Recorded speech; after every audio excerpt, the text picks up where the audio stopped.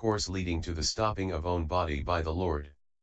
This Aryan Eightfold Way itself, friend Visakha, is called the course leading to the stopping of own body by the Lord, that is to say perfect view, perfect thought, perfect speech, perfect action, perfect way of living, perfect endeavor, perfect mindfulness, perfect concentration. Do those 5 groups of grasping, lady, comprise the whole of grasping? Or is there a grasping apart from the 5 groups of grasping? No, friend Visakha, these 5 groups of grasping comprise the whole of grasping, and there is no grasping apart from the 5 groups of grasping. Whatever, friend Visakha, is the attachment and desire for the 5 groups of grasping, that is grasping after them.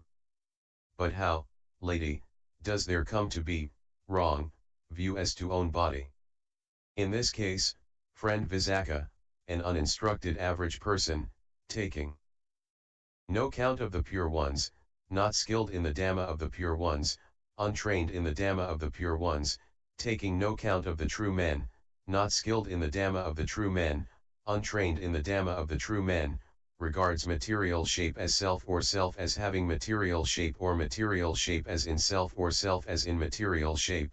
He regards feeling as self or self as having feeling or feeling as in self or self as in feeling. He regards perception as self or self as having perception or perception as in self or self as in perception. He regards the habitual tendencies as self or self as having habitual tendencies or habitual tendencies as in self or self as in habitual tendencies. He regards consciousness as self or self as having consciousness or consciousness as in self or self as in consciousness. Thus, friend Visakha, does there come to be wrong view as to own body? But how, lady, does there not come to be wrong view as to own body? In this case, friend Visakha, an instructed disciple of the pure ones, taking count of the pure ones, skilled in the Dhamma of the pure ones, well trained in the Dhamma of the pure ones, taking count of the true men, skilled in the Dhamma of the true men, well trained in the Dhamma of the true men, does not regard material shape as self nor self as having material shape nor material shape as in self nor self as in material shape. He does not regard feeling as self nor self as having feeling nor feeling as in self nor self as in feeling. He does not regard perception as self nor self as having perception nor perception as in self nor self as in perception. He does not regard the habitual tendencies as self nor self as having habitual tendencies nor habitual tendencies as in self nor self as in habitual tendencies. He does not regard consciousness as self nor self as having consciousness nor consciousness as in self nor self as in consciousness. Thus, friend Visakha, does there not come to be wrong view as to own body? But what, lady, is the Aryan Eightfold Way? This, friend Visakha, is the Aryan Eightfold Way, that is to say, perfect view, perfect thought, perfect speech, perfect action, perfect way of living, perfect endeavor, perfect mindfulness, perfect concentration.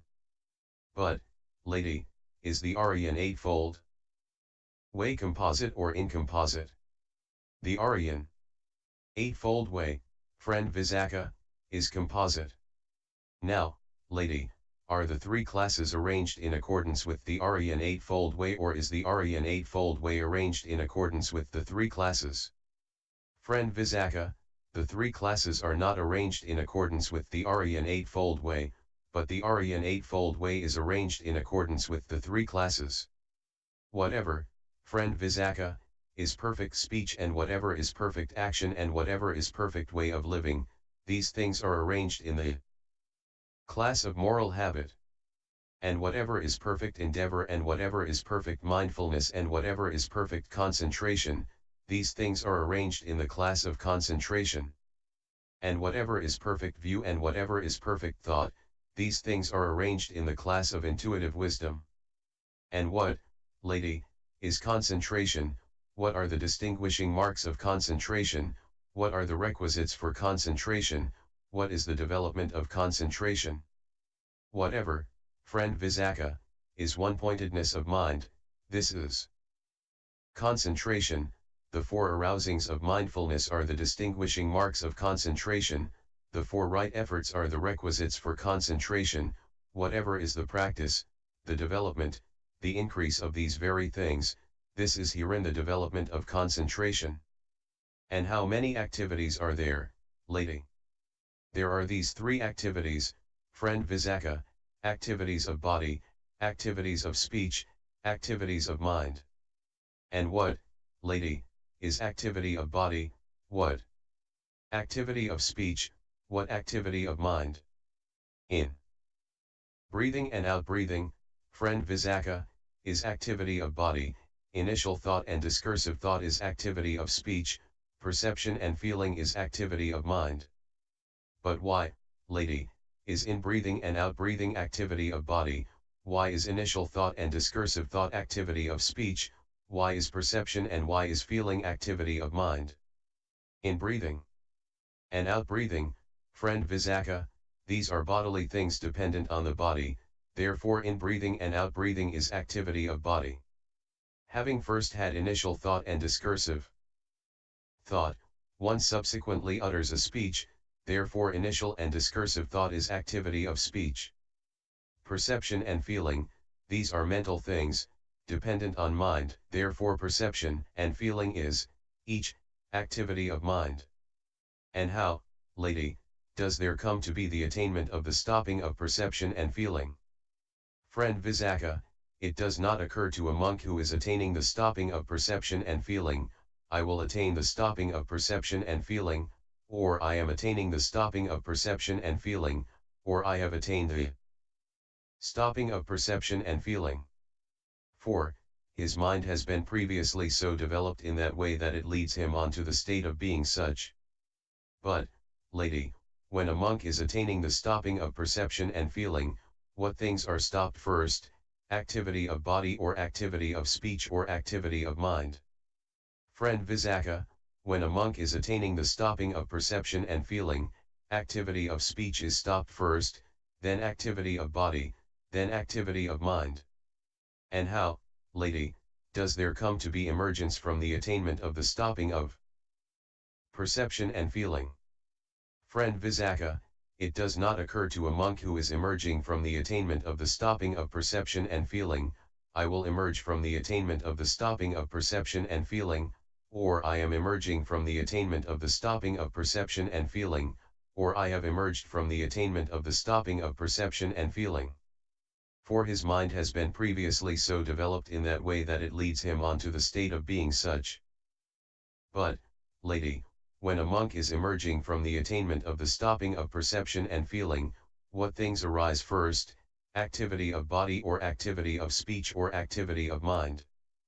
Friend Visakha, when a monk is emerging from the attainment of the stopping of perception and feeling, activity of mind arises first, then activity of body, then activity of speech. Lady, how many impingements assail a monk who has emerged from the attainment of the stopping of perception and feeling? Friend Visakha, when a monk has emerged from the attainment of the stopping of perception and feeling, three impingements assail him: impingement that is void, impingement that is signless, impingement that is indirect. When, lady, the mind of a monk has emerged from the attainment of the stopping of perception and feeling, towards what does his mind tend, slide and gravitate? Friend Visakha, the mind of a monk who has emerged from the attainment of the stopping of perception and feeling tends, slides, and gravitates towards aloofness. How many feelings are there, lady? There are these three feelings, friend Visakha: feeling that is pleasant, feeling that is painful, feeling that is neither painful nor pleasant. And what, lady, is feeling that is pleasant? What feeling that is painful? What feeling that is neither painful nor pleasant?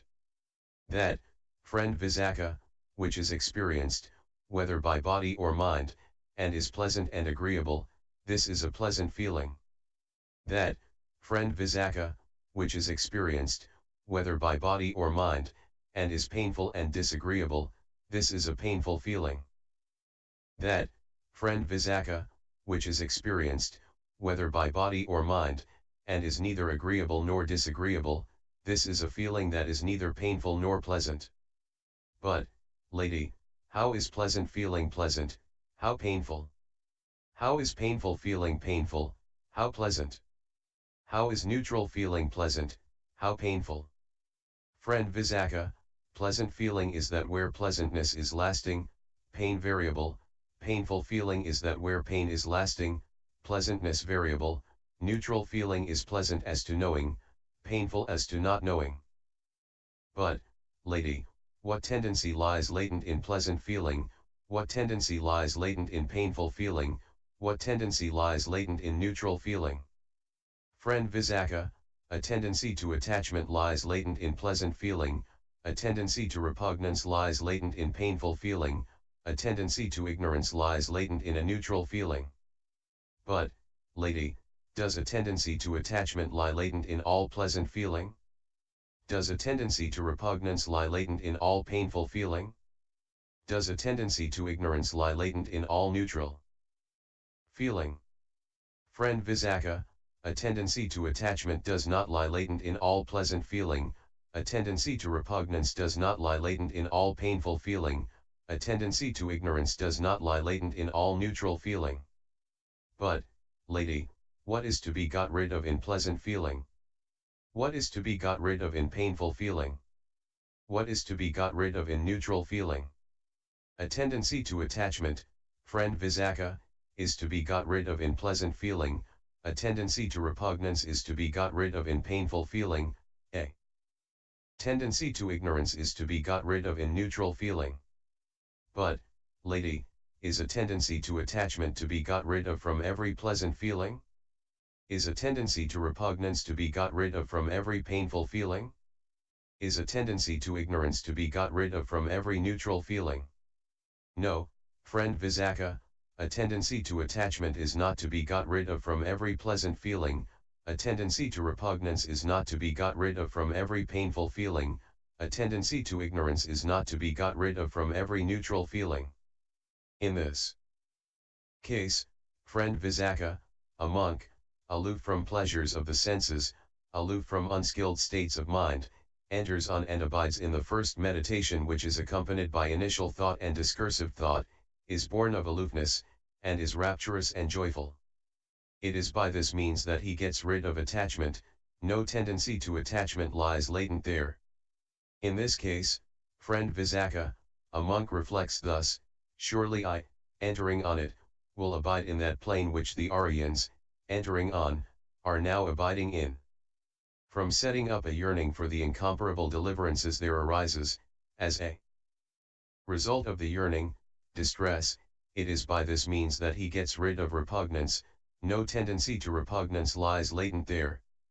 In this case, friend Visakha, a monk, by getting rid of joy, and by getting rid of anguish, by the going down of his former pleasures and sorrows, enters on and abides in the fourth meditation, which has neither anguish nor joy and which is entirely purified by equanimity and mindfulness. It is by this means that he gets rid of ignorance, no tendency to ignorance lies latent there. But, lady, what is the counterpart of pleasant feeling? Friend Visakha, the counterpart of pleasant feeling is painful feeling. And what, lady, is the counterpart of painful feeling? Friend Visakha, the counterpart of painful feeling is pleasant feeling. And what, lady, is the counterpart of neutral feeling? Ignorance, friend Visakha, is the counterpart of neutral feeling. And what, lady, is the counterpart of ignorance? Knowledge, friend Visakha, is the counterpart of ignorance. And what, lady, is the counterpart of knowledge? Freedom, friend Visakha, is the counterpart of knowledge. And what, lady, is the counterpart of freedom? Nibbana, friend Visakha, is the counterpart of freedom. And what, lady, is the counterpart of nibbana? This question goes too far, friend Visakha, it is beyond the compass of an answer. Friend Visakha, the Brahmafaring is for emergence in nibbana, for going beyond to nibbana, for culminating in nibbana. Friend Visakha, if you so desire, having drawn near the Lord, ask him about this matter. As the Lord explains, so will you remember. Then the lay follower Visakha, having rejoiced in what the nun Dhammadinna had said, having thanked her, rising from his seat, having greeted her, keeping his right side towards her, drew near the Lord. Having drawn near, having greeted the Lord, he sat down at a respectful distance. As he was sitting down at a respectful distance, the lay follower Visakha told the Lord the whole of the conversation he had had with the nun Dhammadinna. When he had been told, the Lord spoke thus to the lay follower Visakha, clever, Visakha, is the nun Dhammadinna, of great wisdom, Visakha, is the nun Dhammadinna. If you had asked me, Visakha, about this matter, I too would have answered exactly as the nun Dhammadinna answered, and this is indeed the meaning of that, thus do you remember it. Thus spoke the Lord. Delighted, the lay follower Visakha rejoiced in what the Lord had said. Lesser Discourse of the Miscellany,